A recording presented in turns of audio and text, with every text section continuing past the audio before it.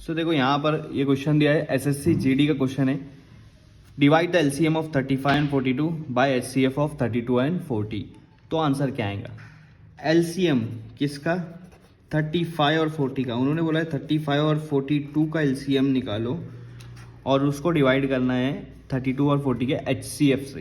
तो 35 का एलसीएम कैसे निकालेंगे? 35 किसके टेबल में आता है? 5 7 जा 35, खत्म हो गया। 5 को भी आप और खोल नहीं सकते, 7 को भी नहीं खोल सकते क्योंकि ये प्राइम नंबर है।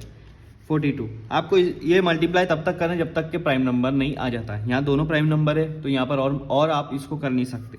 42 का आएगा 21 2 जा 21 क्या होता है आपका? 7 3 जा 21 होता है और आगे 2, तो ये आपका 42 के सारे प्राइम नंबर आ गए, प्राइम फैक्टर्स आ गए। अब आप देखो 7 दोनों में है तो मैं एलसीएम निकाल रहा हूँ ना, तो एलसीएम आएगा 7 मल्टीप्लाई 3 मल्टीप्लाई 2 मल्टीप्लाई 5। सबको मल्टीप्लाई करो। 7 3 जा 21 21 2 जा 42 42 5 जा 210। तो इनका एलसीएम क्या आया? 210 आया, 210। अब आपको एचसीएफ निकालना है किसका किसका? 32 का और 40 का। तो 32 का एचसीएफ क्या होगा? 32 का एचसीएफ क्या होगा? 32 किसके टेबल में आता है? 8 के टेबल में आता है। 8 4 जा 32। 32 किसके टेबल में आ रहा है? 8 4 जा 32।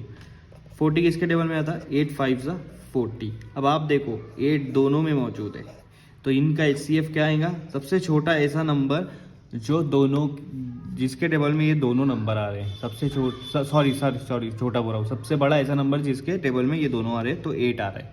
8 के टेबल में 32 भी आता है, 8 के टेबल में 40 भी आता है। अब 8 के बाद आप 9 10 कोई भी देख लो, ऐसा कोई नंबर नहीं आएगा जिसके टेबल में दोनों आ रहा है। तो 8 सबसे बड़ा है तो एचसीएफ इसका 8 हो गया। इनका एलसीएम निकला 210, इसका एचसीएफ निकला 8। दोनों को अब आप डिवाइड करो। 8 1 जा 8 5 जा 20। एक इसको दिया, 210 निकला ना। 8 के टेबल में 8 1 जा 8 के टेबल में हम इसको डिवाइड करेंगे तो 8 2 जा 16 होता है। कितना बच रहा है? 21 है तो 5 बच रहा है, 5 इसको दे दो तो 8 6 जा 48 होगा। 2 बच रहा है, यहाँ पॉइंट लगा दो। 8 2 जा 16, फिर 4 बच रहा है 4 8 5 जा 40। तो ये हो गया 26.25। कौन सा नंबर आ रहा है यहाँ पर? आपका डी ऑप्शन राइट आ रहा है, 26.250।